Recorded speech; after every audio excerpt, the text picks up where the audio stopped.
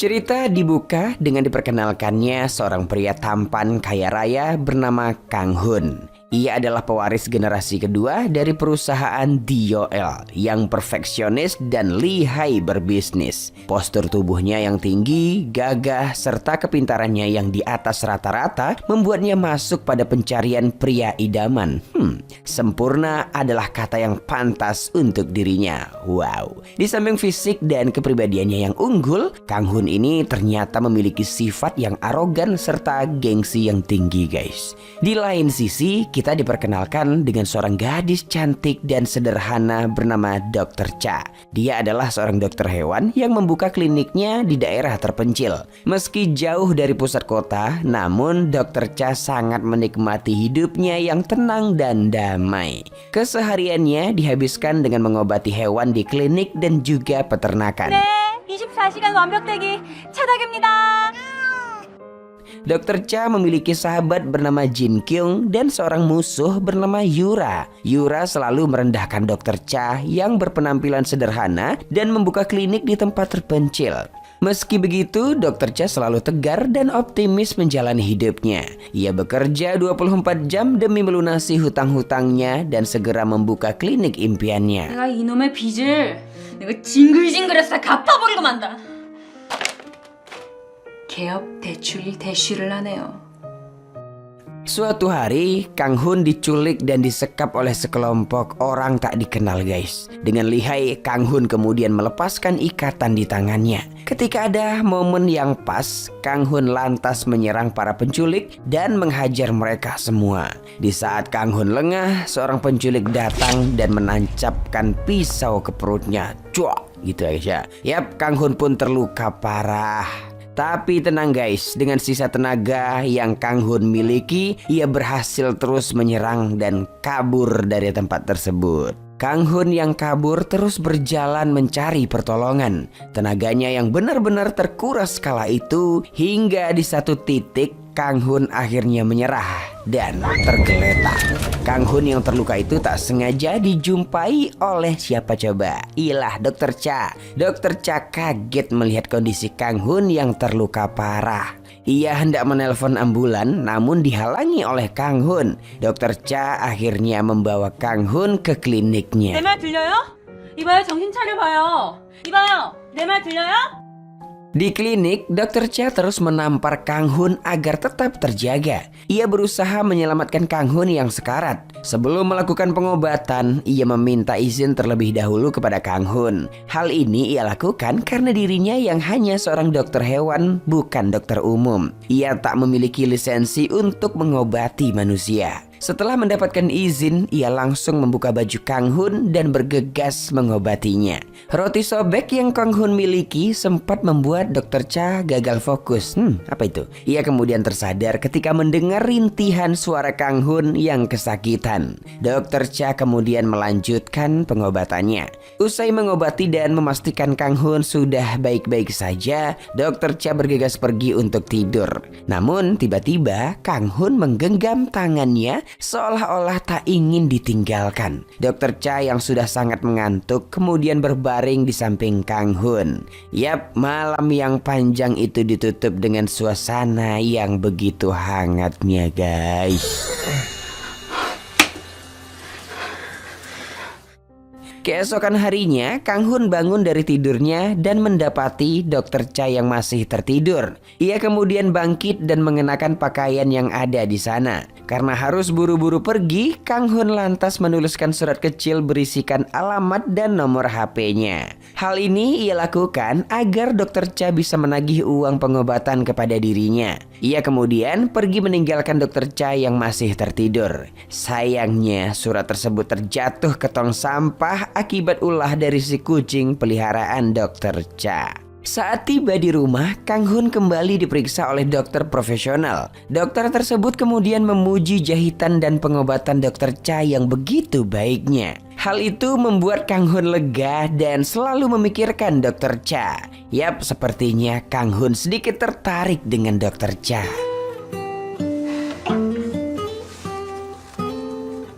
슬슬 연락 올 때가 지난 것 같은데. Hari demi hari telah berlalu. Kang Hun selalu dihantui rasa penasaran karena Dr. Cha tak pernah menghubunginya. Ia bahkan meminta asistennya untuk menyelidiki latar belakang Dr. Cha. Ia begitu terkejut mengetahui usia Dr. Cha yang menginjak usia 30 tahun dan menyelesaikan pendidikannya selama 8 tahun. Sang asisten mengatakan bahwa Dr. Cha telah wisuda karena dia hanyalah putri seorang petani dan harus cuti beberapa tahun untuk kerja part-time. Demi membuka klinik kecil di pedesaan, Dr. Cha bahkan harus berhutang pada bank. Mengetahui fakta tersebut membuat Kang Hun curiga. Ia penasaran seberapa matre Dr. Cha dan berapa nilai yang akan Dr. Cha minta karena telah menyelamatkan nyawanya. 소식 없습니까? 차윤서 씨 말입니까? 예, 아직이요. 아직도 없습니다. 차윤서 씨 아직도 연락 없습니까? 아직 없습니다. Karena Dr. Cha tak kunjung menemuinya, Kang Hun lantas pergi ke kliniknya. Ia mendapati Dr. Cha yang sedang diomeli pelanggan. Bukannya ilfil, Kang Hun justru terpesona oleh kecantikan Dr. Cha. Ia kemudian memotret wajah Dr. Cha yang bersinar di matanya. Ada pelangi, enggak gitu ya. Di klinik, Kang Hun menanyakan alasan Dr. Cha yang tak kunjung menghubunginya. Padahal ia telah meninggalkan surat. Hal tersebut membuat Dr. Cha bingung karena ia merasa tak melihat surat ketika itu. Kang Hun kemudian bertanya berapa biaya pengobatannya yang harus ia bayar. Usai menghitung segala atribut dan obat yang dihabiskan, Dr. Cha kemudian menagih uang sebesar 700.000 won. Hal tersebut melukai harga diri Kang Hun. Bagaimana bisa upah penyelamatan nyawa seorang pewaris sekaligus CEO perusahaan hanya sebesar 700.000 won? Kang Hun kemudian mengajak Dr. Cha ke suatu tempat. Kemana kita? Ayo kita jalan. Kang Hun dan Dr. Cha sampai di sebuah kios mewah di tengah kota. Kios tersebut begitu luas dan strategis. Kang Hun mengatakan bahwa kios ini telah ia berikan kepada Dr. Cha sebagai imbalan telah menyelamatkannya. Orang kaya suka hatinya aja ya kan guys. Dr. Cha mengatakan bahwa ia sangat menyukai tempat tersebut. Namun ia menolak menerimanya. Ia lebih nyaman bekerja di klinik lamanya karena itu adalah hasil jerih payahnya selama ini. Pernyataan Dr. Cha yang menolak kios mewah tersebut membuat Kang Hun kaget tak menyangka. Harga dirinya semakin hancur karena tawaran yang ia siapkan ditolak mentah-mentah. Kang Hun pun kini bertekad untuk mengetes seberapa lama Dr. Cha sanggup menolaknya. 그래요. 난 내 코딱지가 훨씬 좋거든요. 땀의 결정체거든요. 줄 때 받지 그래. 후회하지 말고. Keesokan harinya, Dr. Cha mendapat info bahwa pemilik kios kecil yang ia tempati telah diganti. Ia diminta mengosongkan kliniknya karena kios yang ia tempati akan segera digusur. Dr. Cha tentu protes karena ia masih memiliki hak atas kios tersebut. Ia masih memiliki 3 bulan lagi sebelum masa sewanya habis. Saat menelpon pemilik gedung yang baru, Dr. Cha terkejut mengetahui bahwa pemilik yang baru tersebut adalah Kang Hun. Ia begitu kesal karena Kang Hun begitu tega menyiksanya. Padahal ia adalah orang yang berjasa di hidup Kang Hun. Kang Hun kembali menawarkan kios mewah kepadanya. Namun Dr. Cha hanya memaki dan menutup teleponnya. 뭐야? 이거 완전 날강도 아니야. 이런 몸이 어딨어요? 이 중에 그만. Dr. Cha yang keras kepala lantas mengunjungi beberapa biro peminjaman uang untuk modal pindah klinik. Ia masih teguh pendirian untuk tak menerima kios mewah yang Kang Hun berikan. Tentu saja Kang Hun telah menyogok biro peminjaman uang agar Dr. Cha putus asa dan menerima pemberiannya. Hal ini benar-benar membuat Dr. Cha frustasi. Ia lantas pergi ke kantor Kang Hun untuk memarahinya. Usai meluapkan emosi amarahnya, Dr. Cha pun menangis terseduh-seduh. Dengan pesonanya yang tiada tara, Kang Hun lalu mengatakan, "Datanglah padaku." Anjay. Meski sempat terkesima dengan perkataan Kang Hun itu, namun Dr. Cha segera sadar dan mengancam Kang Hun. Ia menginjak kaki Kang Hun dan mengatakan bahwa jika Kang Hun terus bermain-main dengannya, maka ia tidak akan tinggal diam. 너 한 번만 더 나가지고 놀면 내 보증금 입금시켜요.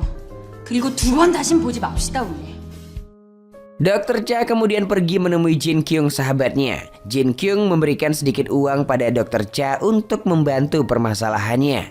Tak lama kemudian, Yura juga datang menghampiri. Ia terus mengolok-olok Dokter Cha yang membuka klinik di desa. Batas kesabaran Dokter Cha kini sudah habis. Ia mengatakan kepada Yura bahwa ia akan pindah ke kota dalam waktu dekat ini. Ia meminta Yura memberikan papan bunga ketika klinik barunya telah launching. Hal tersebut membuat Yura kesal dan terdiam.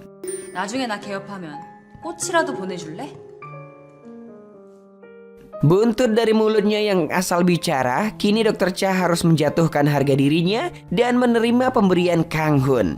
Ia menegaskan bahwa ia hanya menjadi penyewa, bukan sebagai pemilik. Alasan Dokter Cha tak ingin menjadi pemilik adalah karena ia ingin memiliki klinik impian dari usahanya sendiri, bukan pemberian orang lain.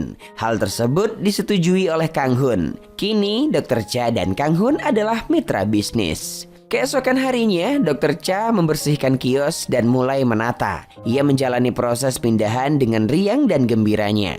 Ia berselfie dengan kucingnya sebagai awal dari hidupnya yang baru.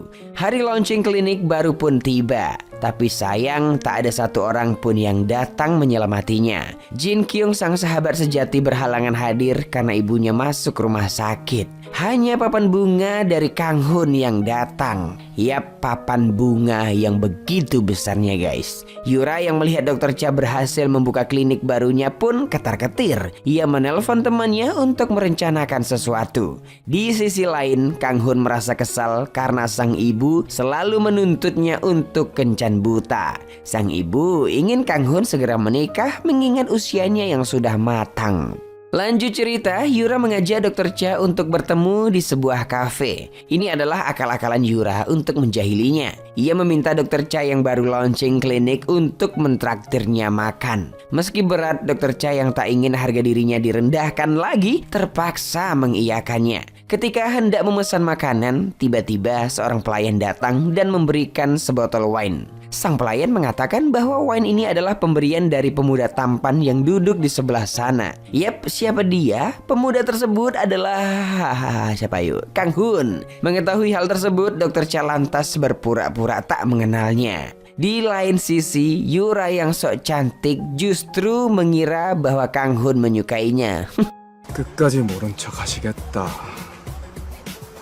여긴 또 왜 왔어? Dokter Cha kemudian mengirim pesan chat kepada Kang Hun dan mengajaknya ketemuan. Ia lantas mengutarakan kekesalannya kepada Kang Hun. Kang Hun heran, bukankah seharusnya wanita senang bila ia diperlakukan seperti ratu? Dokter Cha lalu mengatakan bahwa ia tak suka jika ia disamakan dengan wanita pada umumnya. Hal tersebut membuat Kang Hun semakin tertarik padanya. Usai makan bersama di kafe, Kang Hun kemudian mengajak Dokter Cha ikut bersamanya. Di dalam mobil, ia mengatakan bahwa ia ingin berkencan dengan Dokter Cha. Pernyataan Kang Hun yang mengajaknya berkencan itu cukup mendadak dan membuatnya berdebar. Tapi sayang, ternyata Dokter Cha salah paham. Kang Hun hanya mengajaknya untuk berpura-pura berkencan. Ia mengatakan bahwa ia risih dikala sang ibu menuntutnya ikut kencan buta. Ia berharap jika ia memiliki pacar, maka setidaknya ia bisa terbebas dari perjodohan yang diatur. Mendengar ajakan tak masuk akal tersebut, Dokter Cha lantas kesal dan marah. Ia tak terima diperlakukan seperti wanita gampangan. Jantung Dokter Cha kemudian berdetak tak menentu ketika Kang Hun semakin dekat padanya. 씨, 합시다 연애. 싫어요. 야, 너 내가 그렇게 만만해? 쭈 니가 날라. 싫어요. 왜? 미쳤어요? Dokter Cha galau dan bertanya-tanya mengapa ia bisa deg-degan di dekat Kang Hun. Ia menyimpulkan bahwa itu adalah dampak dari dirinya yang jarang berinteraksi dengan pria. Karena hal tersebut, Dokter Cha kemudian pergi ke klub dansa. Ia berharap bisa berdansa dengan banyak pria agar ia terbiasa dan tidak deg-degan lagi. Ia kemudian berdansa bersama teman masa kuliahnya bernama Sang Hyun. Anehnya, saat Sang Hyun memegang dan mendekap tubuhnya, Dr. Cha justru tak merasa berdebar sama sekali. Ia justru kembali berdebar ketika tiba-tiba Kang Hun menelponnya. Sepertinya benih cinta mulai tumbuh ya besti.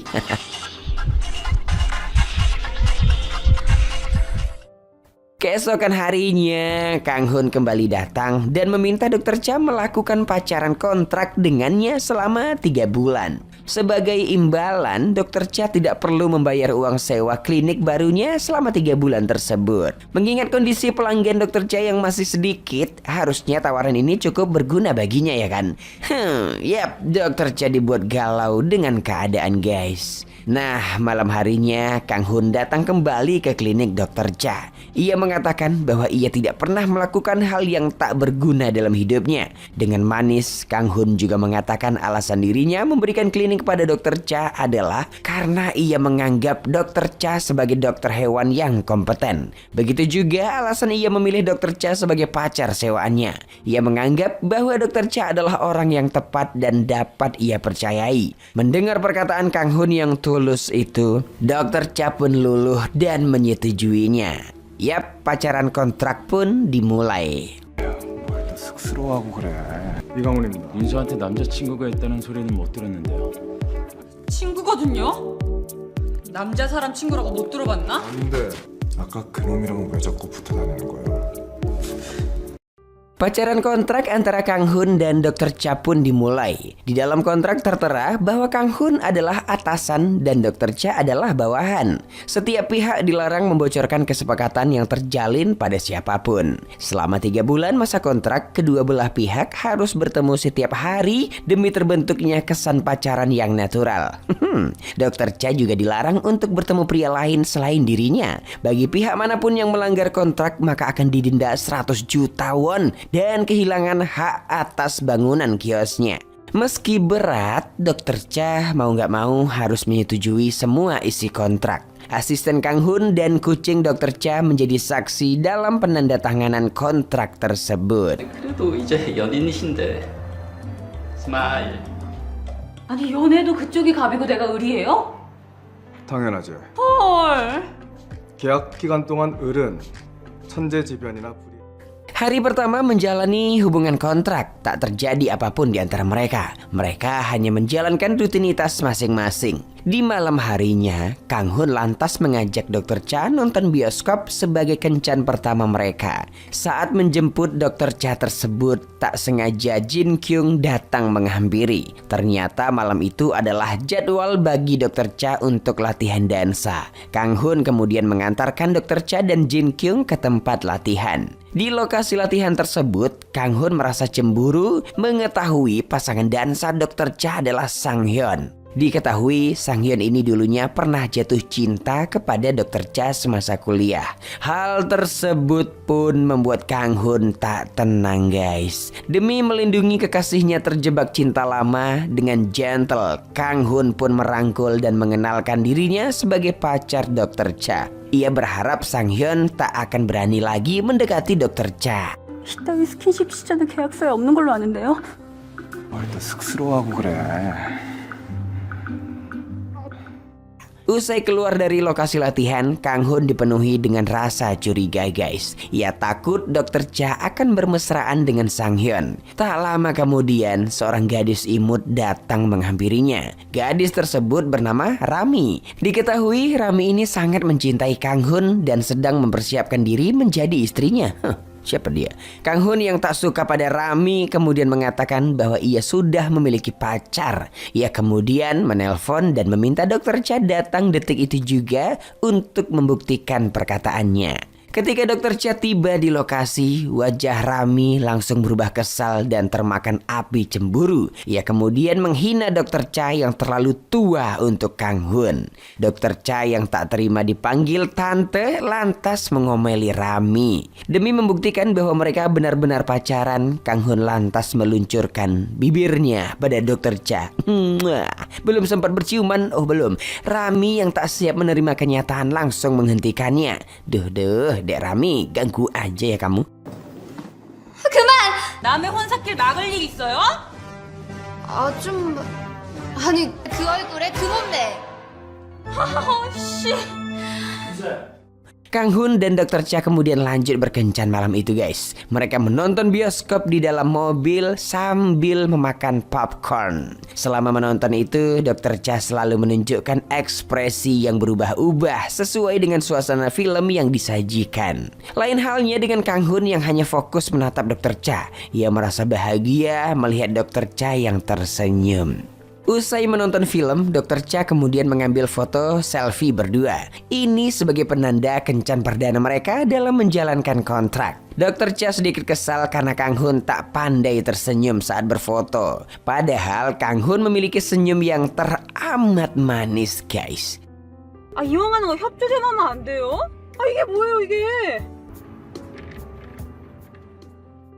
Hari demi hari mereka lalui bersama. Mereka bertemu setiap hari sesuai peraturan kontrak yang ditandatangani. Mereka begitu kelelahan menjalani jadwal kerja dan kencan yang begitu padatnya. Bahkan hidung mereka sempat mimisan saking lelahnya. Nah, suatu malam Dr. Cha dan Jin Kyung nongkrong di klinik. Mereka mendapati lampu ruangan yang OTW rusak guys. Jin Kyung lalu menyarankan Dr. Cha untuk meminta bantuan Kang Hun membetulkan lampu. Ini adalah kesempatan yang pas untuk memanfaatkan pacar. Mendengar saran Jin Kyung, Dr. Cha lantas menelpon Kang Hun dan meminta bantuannya. Kang Hun naik ke atas tangga sambil gemetar ketakutan. Ia juga sangat kesal kepada Dr. Cha karena berani menyuruh atasannya seperti ini. Dr. Cha lantas kecewa karena Kang Hun tak bisa melakukan hal kecil seperti ini. Ia kemudian meminta Kang Hun memegang tangga dan dialah yang naik membetulkannya. Yap, the power of woman ya guys. Dengan gampang Dr. Cha berhasil membetulkannya. Saat hendak menuruni tangga, kaki Dr. Cha tergelincir dan ditangkap oleh Mas Kang Hun. Bibir pun bersilaturahmi guys di antara mereka. Momen tak sengaja itu menjadi ciuman pertama bagi Dr. Cha. Bukannya makin akur, Kang Hun dan Dr. Cha justru semakin saling membenci. Kang Hun meminta Dr. Cha untuk tak baper dengan kejadian singkat itu. 그렇다고 진짜 연애라고 착각하진 말고. 혹시 수줍음 탓이나 못 쏠 최윤서 씨?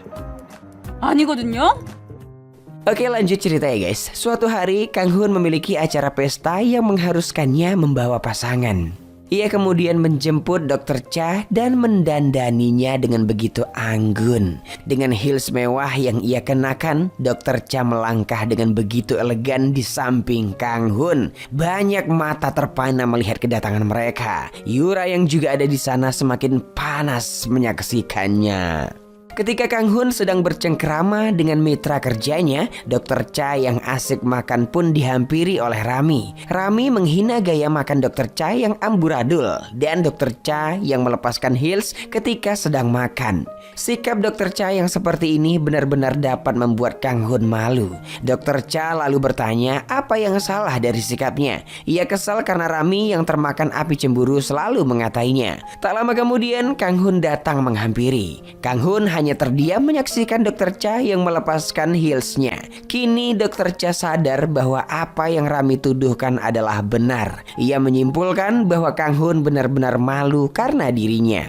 Saat akan pergi meninggalkan tempat acara, Dr. Cha mengatakan bahwa ia berharap kontrak yang mereka jalani segera berakhir. Ia tak sanggup harus diajak ke acara seperti ini lagi. Baru satu langkah Dr. Cha pergi, Kang Hun langsung menariknya dan menciumnya. Cumbuan mesra itu ia lakukan di depan semua orang, bahkan disaksikan oleh banyak media. Kejadian tersebut langsung viral dan menggemparkan Korea guys. Macang. Saat perjalanan pulang, Kang Hun mengatakan pada Dr. Cha bahwa ciuman yang terjadi hanyalah kesalahan. Dr. Cha yang mendengar itu langsung sedih dan kecewa. Ia kesal karena Kang Hun memperlakukannya dengan semena-mena. Kang Hun terus melakukan hal sesukanya lalu mengatakan bahwa itu hanyalah kesalahan. Akibatnya, kini Dr. Cha terus menghindarinya. Ia mengabaikan semua panggilan Kang Hun dan menutup kliniknya. Kang Hun benar-benar frustasi karena Dr. Cha yang hilang kabar. sabar. Kini Kang Hun sadar bahwa ia memiliki perasaan pada Dr. Cha. Keesokan harinya, Kang Hun bertanya pada asistennya seperti apa rasanya menikah. Sang asisten mengatakan bahwa awal mulai ia menikah, ia merasakan cinta yang tiada tara. Setelah sekian lama tinggal bersama, kini sang asisten sudah bosan dan tak merasakan cinta yang menggebu lagi. Mendengar itu, Kang Hun lantas memiliki ide untuk mengajak Dr. Cha tinggal serumah. Ia berharap perasaan yang ia taruh pada Dr. Cha bisa perlahan menghilang. Kang Hun lalu datang menjumpai Dr. Cha. Tanpa basa-basi, ia langsung mengajak Dr. Cha tinggal di rumahnya. Ajakan Kang Hun yang gila itu membuat Dr. Cha kaget dan murka. Ia benar-benar sudah kehabisan batas kesabaran. Ia mengatakan bahwa ia menyesal pernah menyelamatkan Kang Hun. Ia kesal karena Kang Hun memperlakukannya dengan semena-mena. Dengan tegas, Dr. Cha menolak permintaan Kang Hun tersebut. 왜? 동거는 절대 안 된다. 끔찍한 뒤끝이 기다릴 줄 알았으면 그쪽이 죽던 말든 내버려 뒀을 거예요. Kang Hun lalu jujur bahwa dirinya telah memiliki perasaan pada Dr. Cha. Kang Hun juga yakin bahwa Dr. Cha memiliki perasaan yang sama padanya. Ia berharap jika tinggal bersama, mereka bisa mengetahui perasaan masing-masing dan bisa mengatasinya. Kang Hun pun kemudian pergi. Dr. Cha, Jin Kyung, dan Sang Hyun kemudian pergi minum bersama.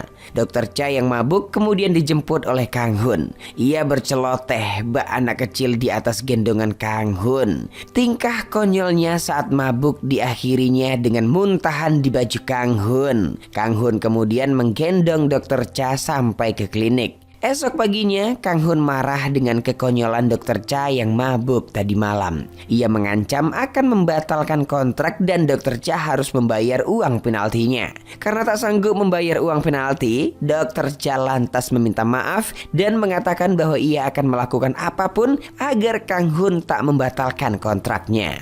Si cerdik Kang Hun lalu meminta Dr. Cha tinggal di rumahnya. 그럼 저녁 때 봅시다. 난 이만 출근해야 돼서. Malam sebelum Dr. Cha berkemas, Dr. Cha menanyakan satu hal yang penting pada Kang Hun. Ia bertanya bagaimana jika perasaan Kang Hun semakin besar jika tinggal bersama. Dengan mudahnya, Kang Hun mengatakan bahwa hal itu tak mungkin terjadi. Dr. Cha lalu bertanya bagaimana jika justru perasaan dirinya yang semakin besar kepada Kang Hun. Mendengar itu, Kang Hun hanya bisa terdiam, guys. Kemudian ia mengatakan bahwa hal itu belum dapat diputuskan. Yang terpenting saat ini adalah mereka harus tinggal bersama. Mereka kemudian pergi ke rumah Kang Hun. Malam pertama di rumah itu mereka lalui dengan drama Dr. Cha yang takut dengan petir. Ia meloncat ke pelukan Kang Hun saking takutnya. Esok paginya Kang Hun menjamu Dr. Cha untuk sarapan bersamanya. Dr. Cha memuji masakan Kang Hun yang enak. Usai sarapan, Kang Hun juga mengantarkan Dr. Cha ke klinik. Kang Hun mengatakan bahwa ini hari terakhir ia memperlakukan Dr. Cha sebagai tamu. Di lain hari, pekerjaan rumah harus mereka lakukan bersama. Malam hari pun tiba. Dr. Cha yang telah pulang lebih dulu kemudian langsung membersihkan rumah. Ia masuk ke kamar Kang Hun dan mendapati ada baju kliniknya di sana. Ia kemudian mengenang masa-masa ia menyelamatkan Kang Hun. Tanpa sadar ia pun tertidur di samping baju Kang Hun. Ketika Kang Hun pulang, ia tersenyum melihat Dr. Cha yang tertidur. Ia yang terbawa suasana pun langsung mengelus Dr. Cha dengan lembutnya. Sentuhan Kang Hun itu pun membuat Dr. Cha terbangun lalu kabur. Ia begitu malu serta baper dengan kejadian tersebut, guys. Kini mereka saling merasakan cinta satu sama lain. Bahkan Kang Hun tak sanggup menahan rindu dikala Dr. Cha harus lembur. Bacot emang. Kang Hun juga nekat mencumbu Dr. Cha di klinik, guys. Hebatnya lagi, Dr. Cha menerima cumbuan itu dengan tulusnya. Suasana romantis dan gelora cinta di antara mereka sudah tak bisa dibendung lagi. Tak hanya itu, kemesraan mereka juga berlanjut sampai ke rumah. Di tengah mabuk asmara itu, mereka saling jujur satu sama lain. Kini kapal cinta Kang Hun dan Dr. Cha telah berlayar, guys. Asik. Belum beberapa hari merasakan gejolak cinta yang membara, Kang Hun dan Dr. Cha harus menelan kenyataan pahit karena adiknya Kang Hun pulang dari Amerika. Sang adik bernama Kang Jun itu mengganggu kemesraan sang kakak dengan tinggal di sana. Api cemburu juga dirasakan oleh Kang Hun. Ia takut sang adik merebut Dr. Cha darinya seperti yang pernah terjadi di masa lalu. Diketahui guys, ternyata dulu sang adik sanggup menjadi perebut kekasih sang kakak Kang Hun. Kang Hun langsung protektif dan selalu mengawasi sang adik. Ia juga meminta Dr. Cha untuk tidak melirik adiknya. Bagaimanapun juga, sang adik tetaplah seorang pria. Sewaktu-waktu Dr. Cha bisa saja direbut olehnya. Melihat sang kakak yang begitu protektif, sang adik lantas semakin jahil dan berniat mengerjainya. Ia terus-menerus menempel pada Dr. Cha hingga membuat Kang Hun semakin cemburu. 눈매도? 누나, 나 이거 내가 생전 이런 거 매본 적이 있어야죠. 이게 다 됐네, 이강원. 너 이 자식이.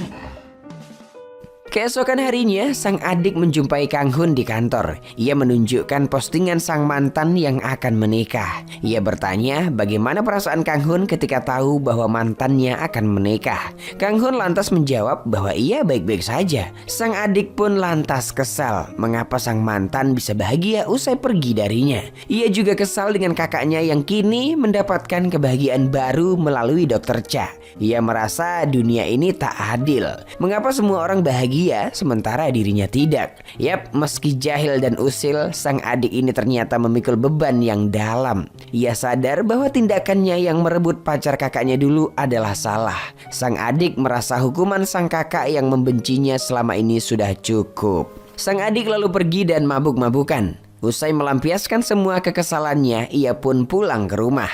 Di rumah, sang adik terus mengomeli kakaknya yang begitu tega padanya. Bukannya mendapat pembelaan, sang adik justru mendapat amukan dari Dr. Cha. Dr. Cha memarahinya layaknya seorang kakak menegur adik kandungnya sendiri. Dr. Cha juga mengancam akan menghabisinya jika ia berani mengganggu Kang Hun lagi. Mendengar Dr. Cha yang membela dirinya, Kang Hun pun tersenyum kegirangan. 앞으로고 때리는 거지. 어제 새까맣게 오는 게 형님 기스지. 야 이놈 새끼야. 이게 진짜 보자 하니까. 내가 귀엽다.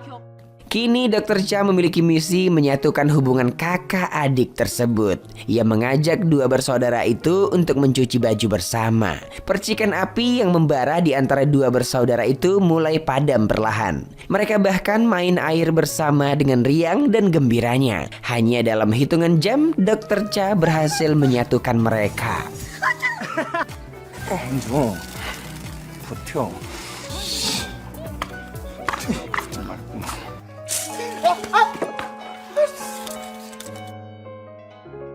Tak lama kemudian ibu Kang Hun pun datang. Ia begitu kaget melihat kedua anaknya yang basah kuyup serta seorang wanita yang tak dikenalinya. Sang ibu langsung menginterogasi Dr. Cha.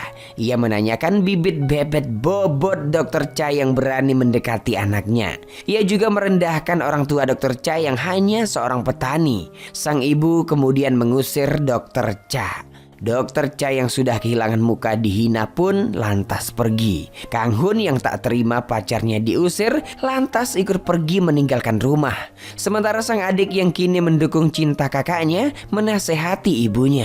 Ia mengatakan bahwa Dr. Cha adalah wanita yang baik dan ia menyukai Dr. Cha menjadi kakak iparnya. 강훈이 불러와. 빨리! 좋은 사람인데. 시끄러. Di klinik, Kang Hun merawat Dr. Cha yang jatuh sakit. Cinta yang baru mereka jalani kini telah diambang jurang guys. Dr. Cha meminta Kang Hun untuk pulang ke rumahnya. Ia tak ingin merusak hubungan antara ibu dan anak. Ditambah lagi Dr. Cha merasa dirinya akan baik-baik saja walau harus tinggal seorang diri. Kang Hun bisa pulang dan mengunjunginya kapanpun. Mendengar perkataan Dr. Cha, Kang Hun pun akhirnya pulang. Nah, begitu sampai di rumah, sang ibu langsung mengatakan bahwa ia menentang dengan keras hubungan yang Kang Hun jalin bersama Dr. Cha. Kang Hun hanya bisa terdiam kesal mendengarnya.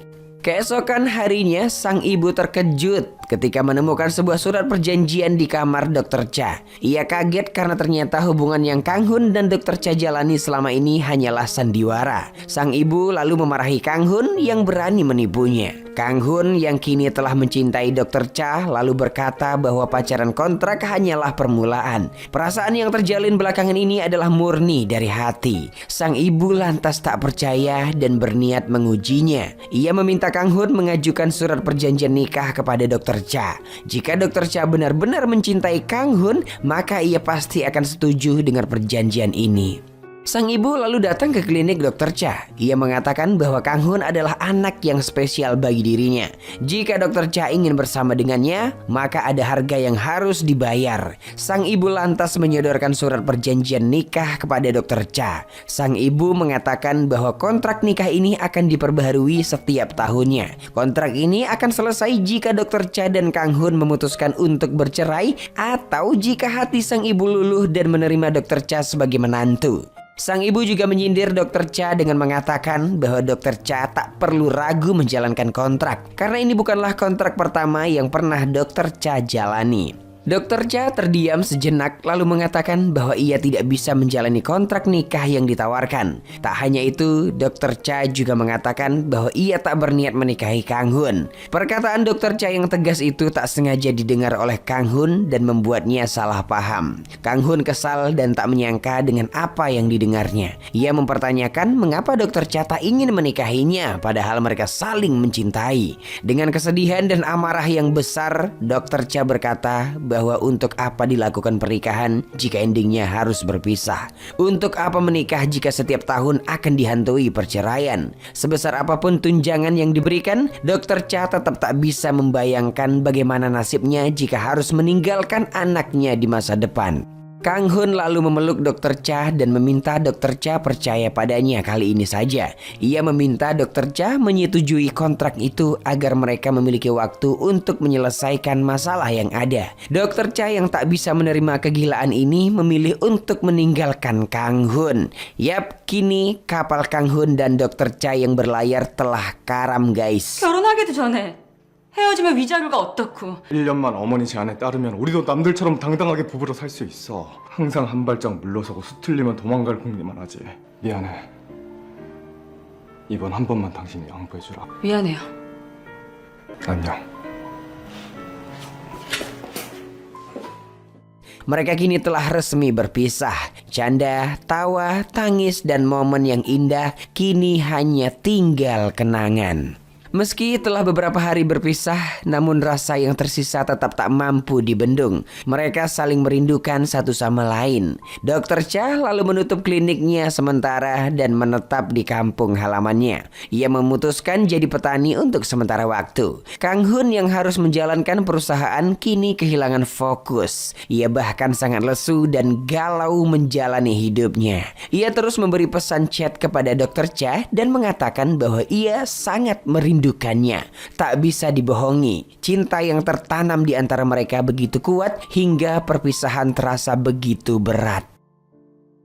대체 어딜 간 거냐고 이 바보가. 솜씨 좋은데요? 집안에서는 보고 싶다. 차윤서.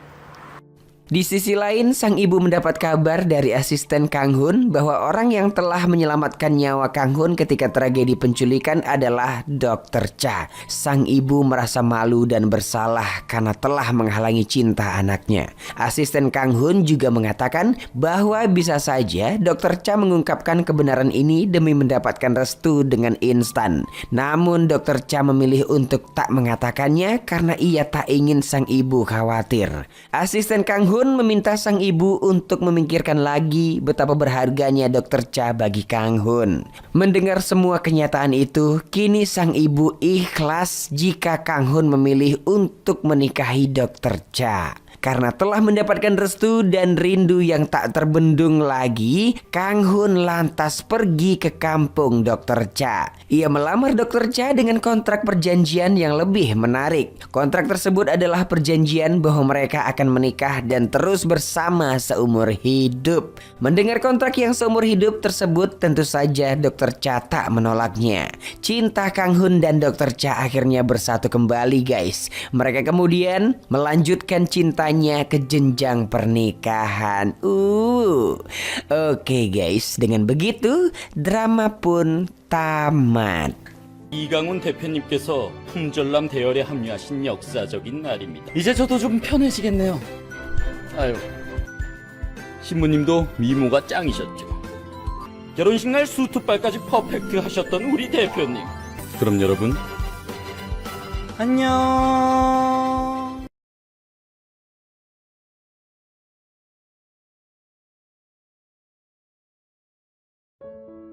Korea Selatan tahun 1960-an.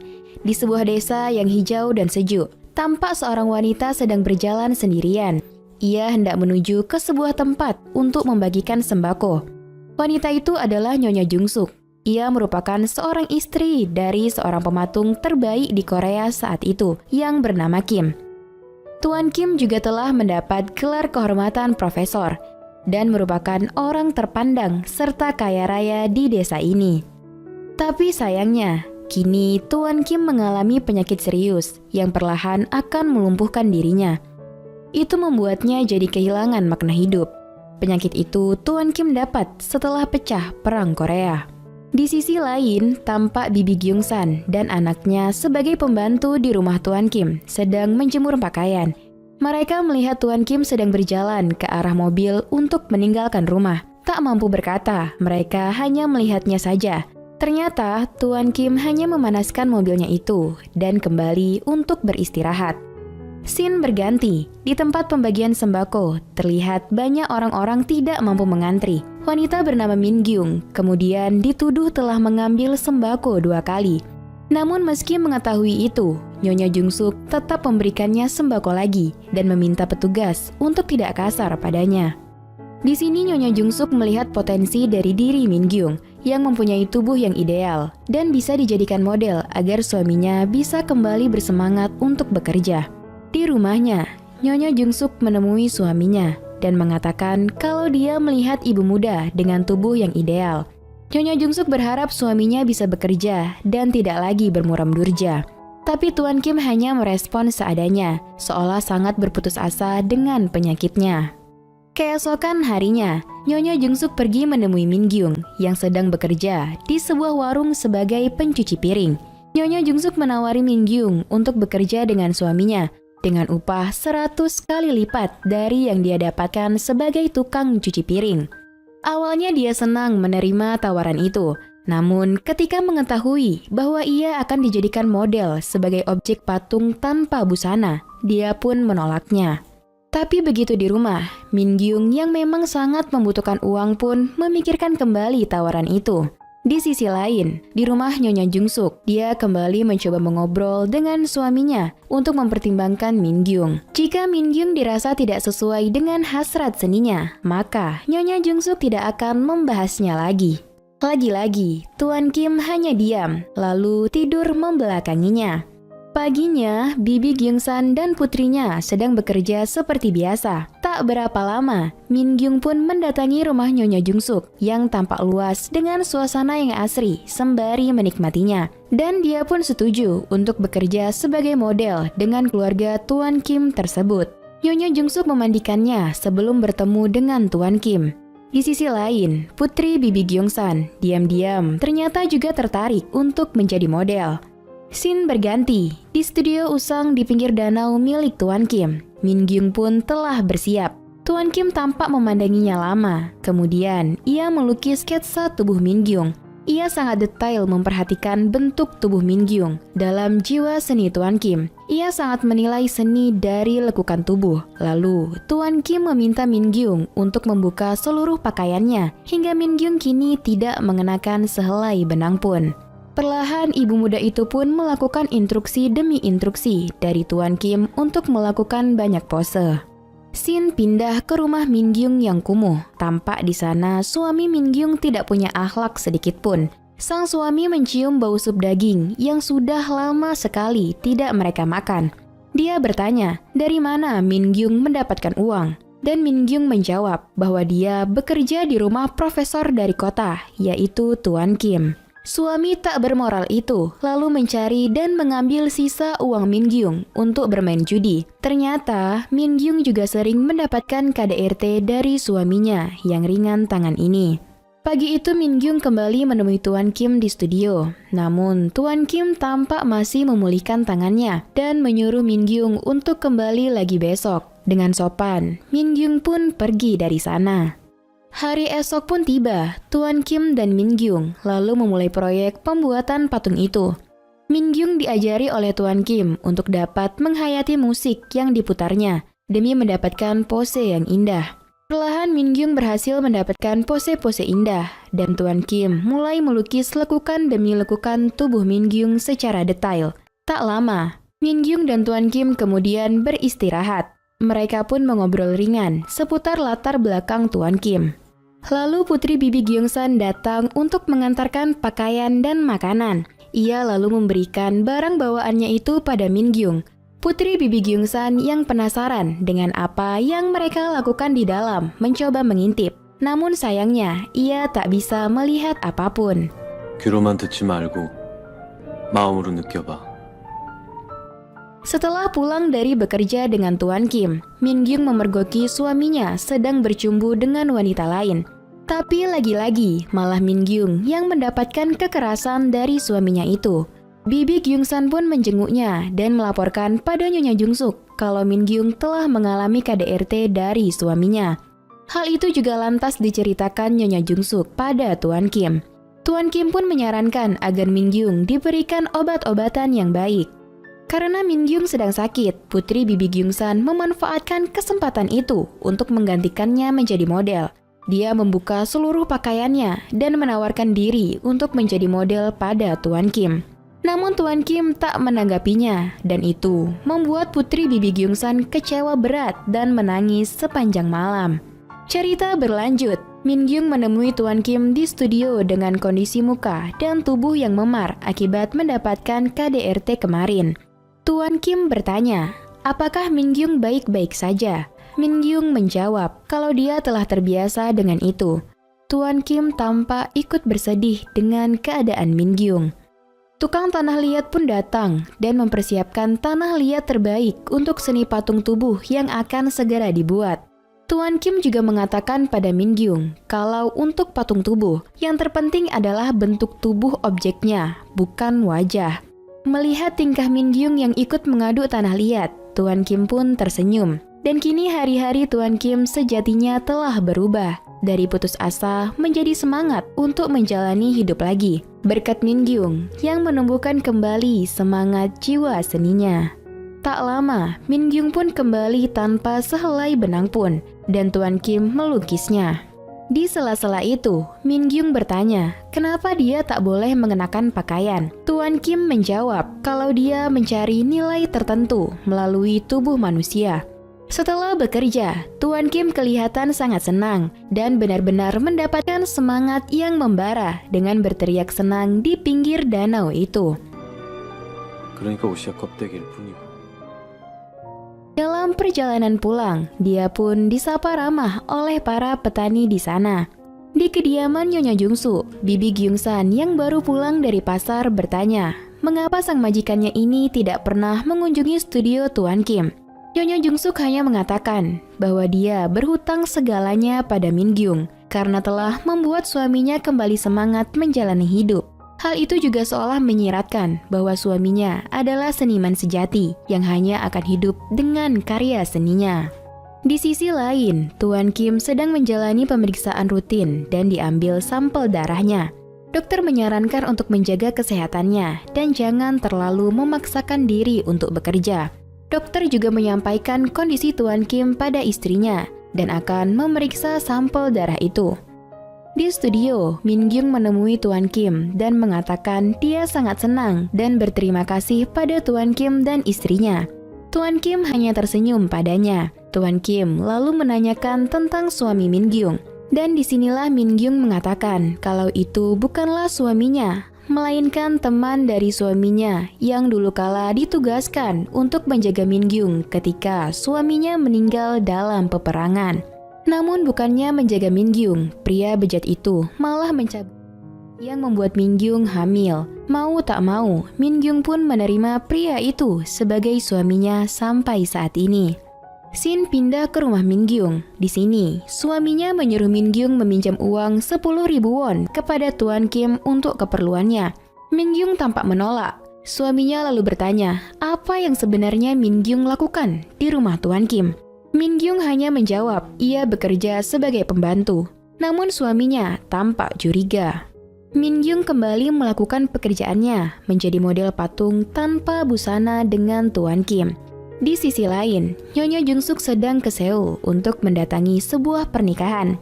Tampak di studio, patung yang Tuan Kim buat akan segera siap. Hal itu membuat Min Gyung bertanya, mengapa patungnya tidak memiliki wajah dan tidak terlihat seperti dirinya. Tuan Kim menjawab bahwa patung itu tidak harus sespesifik siapapun, karena sebuah karya adalah misteri yang indah untuk penikmatnya sendiri. Min Gyung kembali mengatakan kalau mata patung itu tertutup. Apakah dia tidur? Tuan Kim pun tertawa kecil dan mengatakan, bayangkan, matanya terbuka dan memakai ekspresi. Siapa yang akan melihat tubuhnya?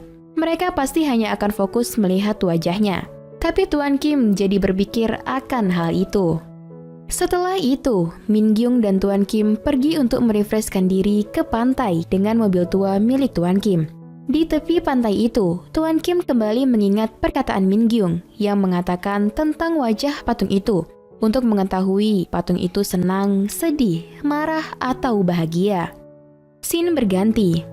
Suami Min Gyung yang sedang berjudi dengan taruhan yang sangat besar kembali mengalami kekalahan. Suami Min Gyung mendengar gosip yang tidak-tidak dari para pemain judi lain tentang keluarga Tuan Kim, yang membuatnya penasaran dengan pekerjaan Min Gyung yang sebenarnya. Dia pun pergi ke studio itu dan mendapati Min Gyung yang separuh telanjang. Dia langsung memukul istrinya itu dan bertengkar dengan Tuan Kim. Tuan Kim yang tak kuat melawan pun jatuh olehnya. Patung mahakaryanya itu pun dijatuhkannya. Min Gyung mengalami memar dan luka yang banyak di seluruh badannya. Dia menangis di pelukan Tuan Kim. Tuan Kim kembali terdiam dan tampak memikirkan sesuatu. Singkat cerita, tukang tanah liat itu diberikan tugas untuk memberikan uang pada suami Min Gyung agar bersedia membiarkan istrinya bekerja beberapa hari lagi dengan Tuan Kim agar pembuatan patung itu tercapai tepat waktu. Namun kini hari-hari Tuan Kim kurang bersemangat karena patungnya telah dihancurkan. Dia pun berniat untuk membuat patung kepala dengan ekspresi yang terinspirasi dari perkataan Min Gyung waktu itu. Dokter datang ke studio untuk melakukan cek kontrol pada Tuan Kim. Di sela-sela pengecekan kondisinya, dokter bertanya, apa gunanya seni itu bagi kehidupan? Dengan simpel Kim menjawab, hidup itu begitu pendek, sementara seni itu sepanjang zaman. Di sisi lain, Nyonya Jungsuk tampak sedang memberikan hadiah berupa baju pada Min Gyung. Min Gyung masih terluka di sekujur badan dan mukanya yang belum sembuh. Dia pun memeluk Nyonya Jungsuk dan berterima kasih. 넌 하나만 알고 둘은 모르나 본데 자쿠멘트도 그랬다. 예술보다는 삶이라고. Setelah itu, dokter memberikan hasil tes darah Tuan Kim pada Nyonya Jungsuk. Dan itu adalah kabar buruk karena ternyata usia Tuan Kim tidak akan lama lagi. Hari demi hari Tuan Kim hanya untuk menyiapkan patung kepala itu, sementara tubuh Tuan Kim semakin memburuk. Dia juga selalu bekerja hingga larut malam. Tentunya hal itu membuat Nyonya Jungsuk khawatir. Malam itu Nyonya Jungsuk hendak mendatanginya ke studio. Tapi saat di perjalanan, dia malah menjumpai suaminya itu yang dalam perjalanan pulang. Mereka pun pulang bersama sambil berbincang-bincang dengan mesranya. 나는요, 지금도 충분히 사랑해요. Cerita berlanjut. Di suatu hari, Tuan Kim berjalan sendirian menuju studio dengan tertatih. Min Gyung yang telah tiba di rumah Nyonya Jungsu didatangi seorang polisi yang mencari dirinya. Polisi itu lalu mengabarkan kalau suami Min Gyung telah tewas tertembak di pinggir sawah. Min Gyung hanya diam melihat jenazahnya. Dia tiba-tiba terpikir pada Tuan Kim dan ia langsung berlari ke studio. Benar saja, Tuan Kimlah orang yang membunuh suaminya agar Min Gyung bisa hidup tenang. Namun sayangnya, Tuan Kim juga mengakhiri hidupnya hari itu karena dia juga tahu kalau ajalnya sebentar lagi. Min Gyung pun menangis memeluknya. Scene flashback menampilkan betapa Tuan Kim telah mengerti apa itu seni yang sebenarnya. Apa itu keindahan dari sebuah karya. Semua ia pelajari berkat mengenal Min Gyung. Dan ia amat sangat berterima kasih pada Min Gyung. 정말 고마웠네.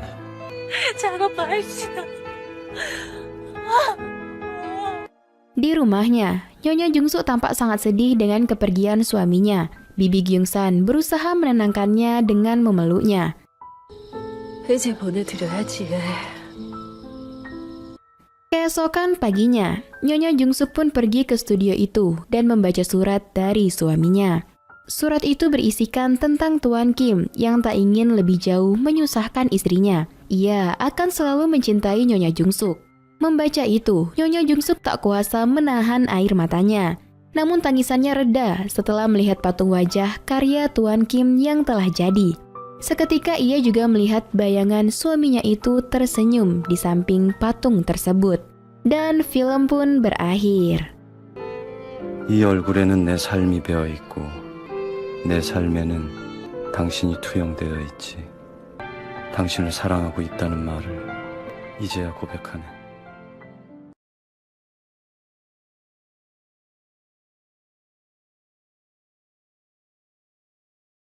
Film ini diangkat dari kisah nyata pelari maraton autis Korea Selatan. Semangat berlarinya membuat ibunya membantunya untuk ikut berpartisipasi dalam maraton besar. Anak pengidap autis bernama Chowon ini terlihat bersama ibunya di dalam bus. Chowon diketahui mengalami hari-hari berat dengan kekurangannya. Ia sulit berkomunikasi dan mengungkapkan ekspresi kesedihan atau kebahagiaan. Ayah Chowon bahkan meninggalkan keluarga mereka di saat kesulitan ekonomi. Chowon sebenarnya sempat dibawa ke ahli psikologi, namun belum ada perkembangan signifikan. Ibu Chowon sempat merasa frustasi dengan kekurangan Chowon ini. Sampai di sebuah kebun binatang, Ibu Chowon sengaja melepaskan tangan Chowon sehingga anaknya itu hilang. Ia menemukan anak itu lagi di depan kandang zebra. Setelah menemukannya, karena menyesal, Ibu Chowon berjanji tidak akan meninggalkannya lagi. Chowon ini menyukai zebra. Ia juga menyukai cemilan Coco Pie. Hari demi hari dilewati, Chowon diajari ibunya mengenal dunia. 이건 바람이야.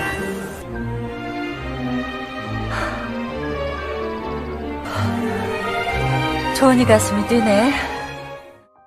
Di masa depan, ketika Chowon sudah mulai dewasa, Chowon diarahkan ibunya untuk mengikuti lari maraton 10 km. Hebatnya, Chowon mendapat juara 3 di ajang tersebut. Ibunya juga selalu mengajari Chowon hal baik, sampai Chowon dengan polos membungkuk di depan adiknya bernama Adi. 종원이 안녕하세요. 너 벌써 왔어? Di rumahnya, Chowon selalu menonton acara tentang zebra. Ia juga mendapat perhatian lebih dibanding adiknya. Ini cukup membuat Adi merasa cemburu. Suatu hari, Chowon mendapat masalah karena memegang tas kulit warna zebra milik seorang wanita. Ia jadi dibawa ke kantor polisi. Ibunya datang meminta maaf, namun wanita tersebut dengan kejam menyuruh Chowon agar dibawa ke rumah sakit jiwa saja. Ibu Chowon tentu tak terima. Sampai ia mendatangi lagi wanita itu mengatakan bahwa Chowon lebih pintar darinya. 보소? 정신병원? 다 기억해. 우리 아들 너보다 기억력 100배 1000배 좋아. Setelahnya, Chowon bersama ibunya ke supermarket. Di sana, Chowon mengambil sendiri daftar belanjaan mereka. Ini adalah bukti kecerdasan Chowon. Ketika mendengarkan musik, Chowon langsung menari.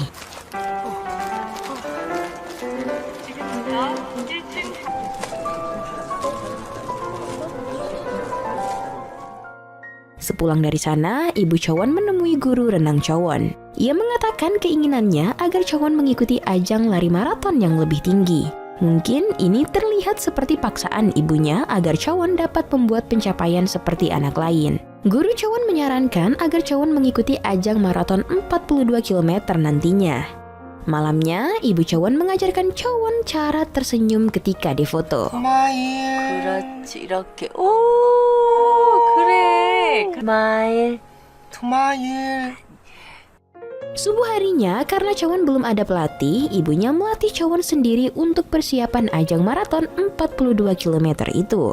Chowon sangat semangat menjalani latihan. Esok harinya, mantan juara maraton bernama Jungwook dihukum untuk melayani jam layanan masyarakat sebagai guru olahraga di sekolah khusus Chowon. Ibu Chowon mendatangi Jungwook untuk memintanya melatih Chowon. Tapi Jungwook yang kini mulai tua dan pemabuk merasa sangat malas untuk menjadi pelatih. Ketika Jungwook pulang ke apartemennya, Ibu Chowon kembali mendatanginya bersama Chowon. Mereka merapikan ruangan Jungwook sebagai cara membujuknya untuk melatih. Jungwook akhirnya setuju setelah mendengar hukumannya akan dipotong jika melatih Chowon. 이제부터 초원이 마라톤 가르쳐 주실 거야. 고맙습니다 하고 인사드려.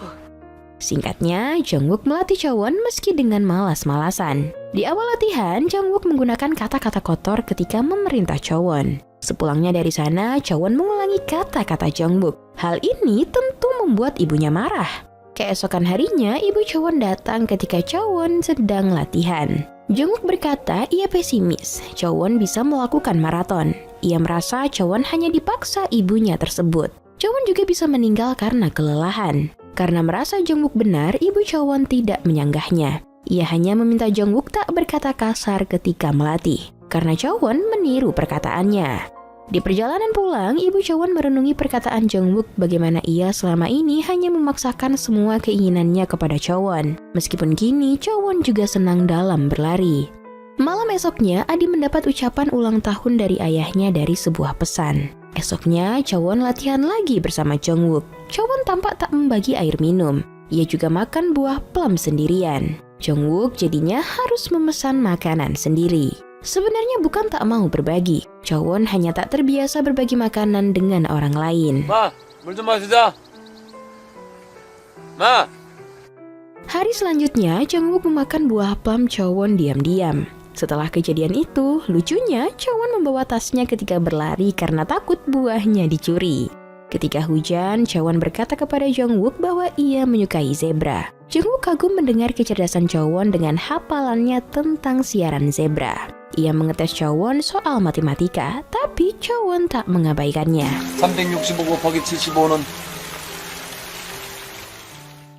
Selesai latihan, Jungwook makan siang. Di sana, guru Chowon berkata bahwa Chowon senang diajar olehnya. Namun Jungwook menyanggahnya, karena Chowon bahkan tak mau berbagi makanan dengannya. Guru itu berkata bahwa Chowon memang diajarkan tak berbagi atau menerima makanan sembarangan. Esoknya, sebelum latihan, Jungwook malah mengajak Chowon ke sauna agar antara mereka tak terlalu kaku.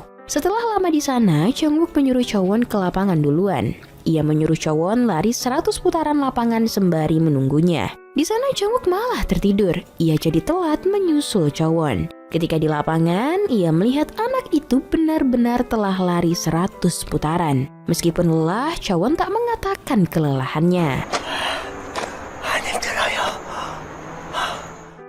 Setelah itu, Chowon bertanya kepada guru Chowon tentangnya. Guru Chowon berkata bagaimana parahnya kondisi anak itu dulunya, sehingga ia pernah menggigit tangannya. Tapi sekarang, ia jauh lebih baik. Bisa jadi ini karena motivasi dari ibunya selama ini. Hari pendaftaran maraton 42 km tiba. Chowon mengisi formulir pendaftarannya. Ketika Chowon melakukan gladi resik, Jungwook mengajarinya agar tidak lari terlalu kencang di awal untuk menghemat tenaganya. Tak sampai finish, mereka berdua beristirahat karena sama-sama kelelahan. Kali itu, Chowon berbagi minumannya. 가슴이 벌떡벌떡 뛰니까. 좋아요.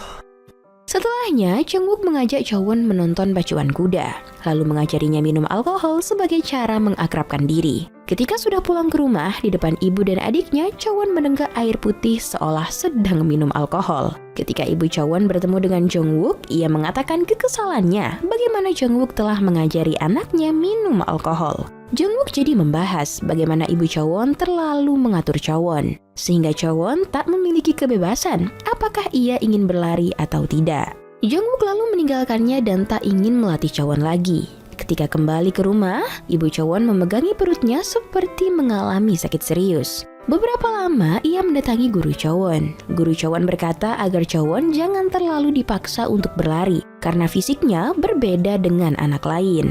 Di tempat lain, Chowon pergi bersama ayah dan adiknya menonton baseball. Ketika itu ayahnya mengajak Adi tinggal bersamanya, tapi Adi mengabaikannya.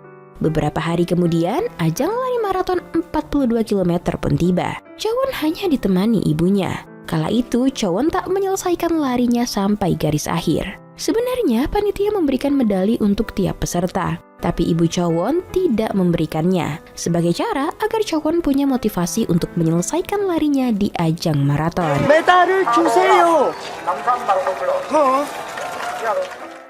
Malam harinya, ibu Chowon mendatangi Adi karena anaknya itu menendang spion mobil seorang pengendara. Di jalan pulang, ibunya terus memarahi Adi, sampai Adi mengeluarkan kata-kata bahwa ibunya selama ini hanya peduli kepada abangnya dibanding dirinya. Adi sebenarnya kasihan kepada Chowon, karena Chowon hanya mengikuti perintah ibunya tanpa punya hak untuk berkata ingin atau tidak. 나야 반항이라도 하지. 엄마가 진절이 난다고. Sejak saat itu, ibu Chowon lagi-lagi merenung bahwa selama ini ia terlalu memaksakan keinginannya terhadap Chowon, termasuk lari, karena hal itu tentu berbahaya bagi keselamatan Chowon, karena ketahanan fisiknya berbeda dengan anak-anak lainnya. Setelah berpikir matang, ibu Chowon kini tak mengizinkan anaknya itu untuk berlari lagi. Hari-hari berlalu, di suatu malam di stasiun kereta, ibu Chowon meninggalkan Chowon sebentar untuk ke apotek stasiun membeli obat. Namun ketika ibunya kembali, Chowon sudah tidak ada di tempat semula. Chowon ternyata berjalan di dekat kereta. Di sana ia melihat celana wanita warna kulit zebra. Tanpa maksud melecehkan, ia memegangi bokong wanita tersebut. Hal itu tentu membuat pacar si wanita marah dan memukuli Chowon. Ibu Chowon melihat hal itu dan membawa Chowon dari sana. Ketika ibunya bertanya kenapa Chowon pergi dari tempat semula, Chowon mengingat bagaimana ibunya sengaja meninggalkannya duluan di kebun binatang. Ibu Chowon sedih karena Chowon masih mengingat hal tersebut. Ia takut Chowon merasa dibuang oleh dirinya. 기억나 그때가 기억나 초원이? 동물원에서 엄마가 손났지. Tak lama, sakit perut ibu Chowon kambuh. Di rumah sakit, ibunya diketahui mempunyai masalah serius pada ususnya. Chowon hanya bisa menatap ibunya dari luar kamar pasien. Chowon berlari keluar mengekspresikan kesedihannya melihat ibunya terbaring sakit. Setelah agak baikan, ibu Chowon berkata kepada suaminya bahwa selama ini ia egois dengan memaksa Chowon seperti keinginannya. Ia sempat ingin membuang Chowon karena merasa lelah merawat anak tersebut. Selama ini, Chowon tak berani melawan perkataannya karena takut dibuang seperti waktu di kebun binatang. 초원이는 엄마가 자기를 또 버릴까봐. Keesokan harinya, Jungwook mendatangi ibu Chowon untuk mengajak Chowon ikut ajang maraton Chuncheon dengan jarak kurang lebih 40 km. Tapi ibu Chowon berkata bahwa lari hanyalah keinginannya untuk Chowon, bukan keinginan anak itu sendiri. Ia kini tak ingin lagi memaksa Chowon. 가세요.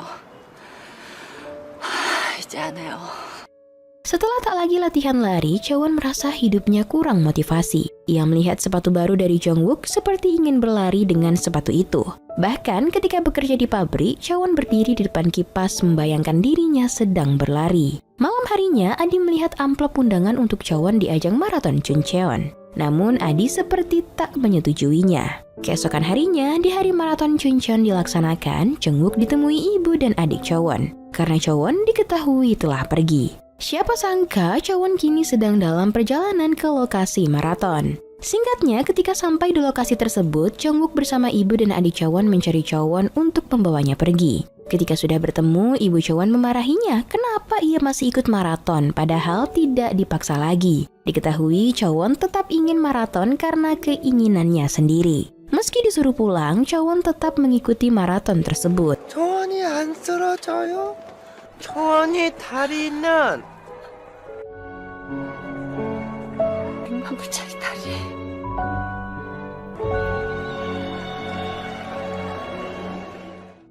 Beberapa lama setelah dimulai, Jungwook menyusul Chowon menyuruhnya berlari pelan untuk menghemat tenaganya, agar nantinya Chowon bisa menyelesaikan lari sampai garis akhir. Beberapa kilo berlari, Chowon berusaha menjaga ritme langkah kakinya. Ketika telah lebih dari setengah jarak total maraton tersebut, Chowon terduduk karena merasa sangat lelah. Seorang pelari memberikan Coco Pie untuk menambah energinya. Chowon lalu mencoba menguatkan dirinya dengan memakan makanan kesukaannya itu. Chowon pun lanjut terus berlari sampai hujan datang dan membuat dirinya makin semangat berlari. Hingga akhirnya Chowon sampai juga ke garis akhir. Ibu juga adik Chowon bangga kepadanya. Bagaimana Chowon sampai ke garis finish dengan semangat pantang menyerahnya. Di akhir cerita, ketika melakukan sesi pemotretan, Chowon tersenyum melihat ke arah kamera. Dengan ini, film pun tamat. 유성 여기 봐요. 유성 여기. 그렇지. 스마일.